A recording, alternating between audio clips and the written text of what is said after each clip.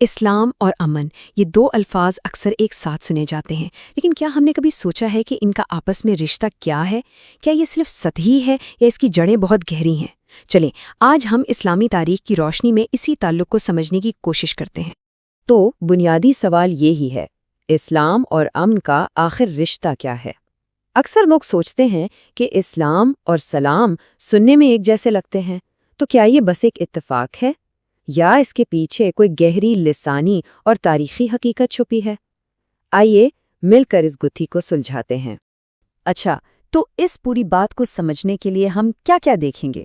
سب سے پہلے تو ہم لفظ سلام کے معنی پر غور کریں گے، پھر دیکھیں گے کہ قرآن امن کے بارے میں کیا کہتا ہے، اس کے بعد تاریخ سے کچھ دلچسپ مثالیں اٹھائیں گے، امن قائم کرنے کے اصولوں کو جانیں گے، اور آخر میں یہ سمجھیں گے کہ ان سب باتوں کا آج کے دور میں کیا مطلب ہے۔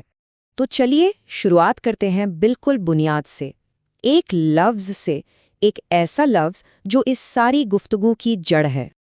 یہ لفظ ہے سلام۔ دیکھیں، ہم سب یہ لفظ روز استعمال کرتے ہیں، لیکن یہ صرف ایک دعا یا ہیلو ہائی نہیں ہے، اس کے معنی بہت گہرے ہیں۔ اس کا مطلب ہے امن، سلامتی اور مکمل ہونا، یعنی ایک ایسی حالت جہاں اندر بھی سکون ہو اور باہر بھی تحفظ ہو۔ اور یہیں پر ایک بہت ہی دلچسپ بات سامنے آتی ہے، جانتے ہیں کیا؟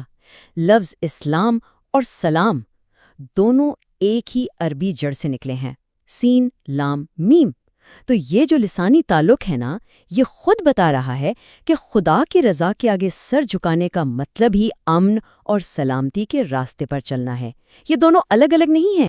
تو ٹھیک ہے، یہ تو ہوئی لفظوں کی بات۔ اب ذرا آگے بڑھتے ہیں اور دیکھتے ہیں کہ اسلام کی سب سے بنیادی کتاب یعنی قرآن امن کے بارے میں کیا کہتی ہے۔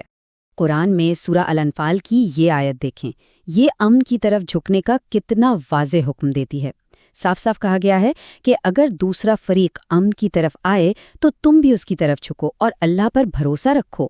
مطلب یہ کہ امن کی پیشکش کو قبول کرنا ایک بنیادی اصول ہے۔ اور صرف یہی آیت نہیں، قرآن کی تعلیمات سے ہمیں امن قائم کرنے کا ایک پورا فریم ورک ملتا ہے۔ اس میں کیا کیا شامل ہے؟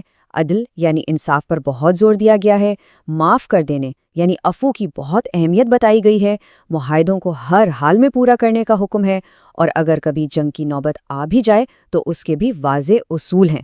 یہ سب چیزیں مل کر ایک مضبوط ڈھانچہ بناتی ہیں تاکہ جھگڑوں کو روکا جا سکے یا انہیں حل کیا جا سکے۔ اچھا، تو یہ تو ہو گئی نظریاتی باتیں اور اصول، لیکن اصل سوال تو یہ ہے کہ کیا تاریخ میں ان پر عمل بھی ہوا؟ کیونکہ باتیں کرنا تو آسان ہے، اصل امتحان تو عمل کا ہی ہوتا ہے نا؟ چلیں دیکھتے ہیں۔ دیکھیں، اسلامی تاریخ ایسی مثالوں سے بھری ہوئی ہے۔ سب سے پہلے 622 عیسوی کا میثاق مدینہ، یہ ایک طرح سے ایک ایسی ریاست کا آئین تھا جہاں مختلف مذاہب کے لوگ ایک ساتھ رہتے تھے۔ پھر 628 میں معاہدہ حدیبیہ ہوا، ایک ایسی مثال جہاں جنگ پر سفارت کاری کو فوقیت دی گئی۔ پھر 9ویں سے 12ویں صدی کا اندلس کا دور، جہاں مسلمان، یہودی اور عیسائی مل کر علم و فن کو فروغ دے رہے تھے، اور تو اور سلطنت عثمانیہ کا ملت سسٹم، جس کے تحت الگ الگ مذہبی گروہوں کو اپنے معاملات خود چلانے کی آزادی تھی۔ یہ سب امن اور بقائے باہمی کی زبردست مثالیں ہیں۔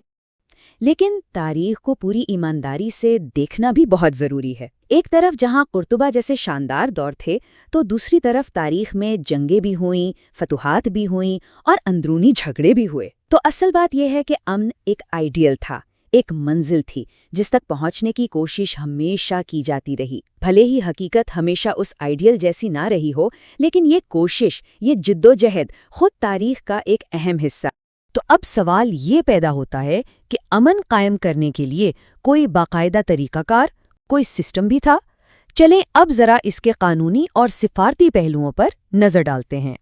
جی بالکل، اسلامی سفارتکاری میں امن معاہدے کے لیے، جس سے صلح کہتے ہیں، ایک پورا پروسیس موجود تھا۔ اس کے باقاعدہ سٹیپس تھے۔ پہلا قدم، لڑائی روکو۔ دوسرا، اپنے نمائندے یعنی سفیر بھیجو۔ تیسرا، بیٹھ کر شرائط پر بات چیت کرو۔ چوتھا، معاہدے کو لکھو اور اس کی تصدیق کرو۔ اور پانچواں اور شاید سب سے اہم قدم، اس معاہدے پر قائم رہو، اس کی پاسداری کرو۔ تو آپ دیکھیں، یہ ایک بہت ہی منظم اور سوچا سمجھا طریقہ تھا۔ اچھا جی، تو ہم نے لفظوں کے معنی بھی دیکھ لیے، قرآنی اصول بھی سمجھ لیے اور تاریخ پر بھی نظر ڈال لی۔ اب اس سب کے بعد ہم آج کے لیے اس سے کیا سیکھ سکتے ہیں؟ اس ساری پرانی حکمت کا ہماری آج کی دنیا سے کیا لینا دینا ہے؟ سب سے بڑا سبق شاید یہی ہے کہ اسلام میں امن کی تعریف ایک آئیڈیل اور حقیقت کے درمیان ایک مسلسل کشمکش کا نام ہے۔ یہ کوئی ایسی منزل نہیں ہے جس پر پہنچ کر سب کچھ ختم ہو گیا، بلکہ یہ ایک مسلسل سفر ہے، ایک کوشش ہے، اور یہ ہمیں یہ سکھاتا ہے کہ امن خود بخود قائم نہیں ہو جاتا۔ اس کے لیے ہمیشہ نیت، کوشش اور عزم کی ضرورت پڑتی ہے۔ اور یہی بات ہمیں ایک آخری اور بہت اہم سوال پر لا کر کھڑا کر دیتی ہے کہ امن اور ڈپلومیسی کے یہ جو تاریخی ماڈلز ہیں، کیا وہ آج کی اس پیچیدہ، ایک دوسرے سے جڑی ہوئی دنیا کے مسائل حل کرنے میں ہمارے کچھ کام آ سکتے ہیں؟ یہ ایک ایسا سوال ہے جس کا جواب ہم سب کو مل کر سوچنا ہوگا۔